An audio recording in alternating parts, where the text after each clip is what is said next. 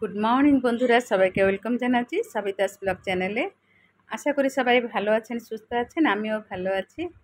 আর এখন সময় বাজে 7:30। তো উঠেছি অনেক সকালে, সব বাসি কাজকর্ম শেষ হয়ে গেছে বন্ধুরা। রুটি আলু কুমড়ো ভাজছি, বাচ্চারা টিফিন নিয়ে যাবে, মানে একজনকে দিয়ে দিই আর একজন ওদের ঘরের থেকে অফিসে গেলে আমার মেয়ে যা নিয়ে যায় খায়। আর দেখুন এখানে ভাত গেলে রেখে দিয়েছি, আর এখানে মুগ ডাল বসিয়ে দিয়েছি। মুগ ডাল ভিতরে একটা আলু সিদ্ধ দিয়ে দিয়েছি, কেন মেয়ে তো আঁশ খায় না। তো আজকে ভাবছি মুগ ডালটা আমি সজনা শাক দিয়ে করব। মেয়েকে বলেছিলাম একটু চিংড়ি মাছ আনতে। দেখুন মেয়ে চিংড়ি মাছ এনেছে, ওকে ভালো করে ধুয়ে বেছে নিলাম। এই দেখুন ভালো করে ধুয়ে নিয়েছি, অনেকবার করে ধুয়েছি, নাহলে বালি থাকে ওর ভিতরে। তারপরে এর ভিতরে দিয়ে দিয়েছিলাম নুন হলুদ, মেখে রেখে দিয়েছিলাম।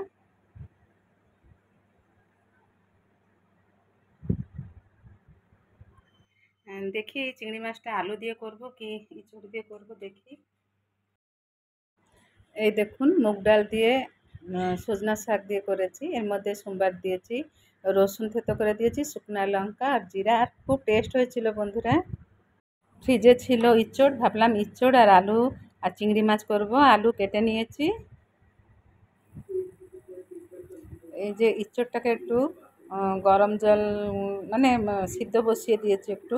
গরম জলটা একটু করে ওর ভাপটা ফেলে ফেলে দিলে ভালো লাগবে। তারপরে কড়াইতে তেল দিয়ে আলুটা ভেজে নিলাম।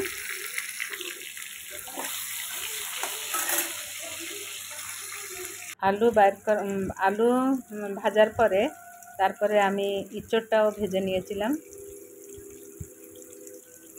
ওই তেলে।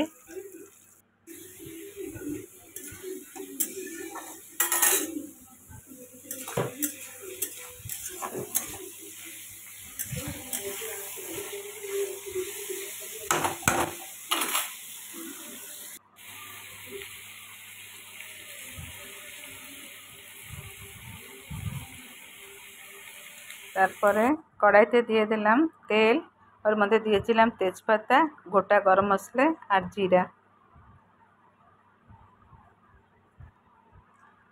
এরপরে আমি পেঁয়াজটা বাটিনি, পেঁয়াজটা কুচি কুচি করে কেটে তেলের মধ্যে দিয়ে দিয়েছিলাম।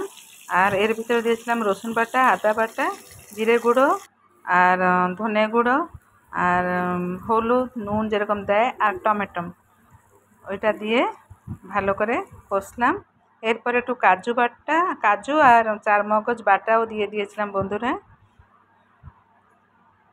তারপরে মশলাটা ভালো করে কষলাম।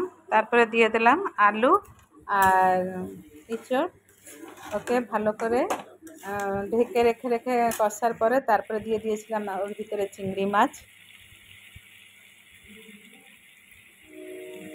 তারপরে ওর ভিতরে দিয়েছিলাম গরম, মানে নামাবার সময় দেইনি, একটু গরম মশলা দিয়েছিলাম, হালকা করে একটু চিনি দিয়েছিলাম। তারপরে দিয়ে দিয়েছিলাম জল।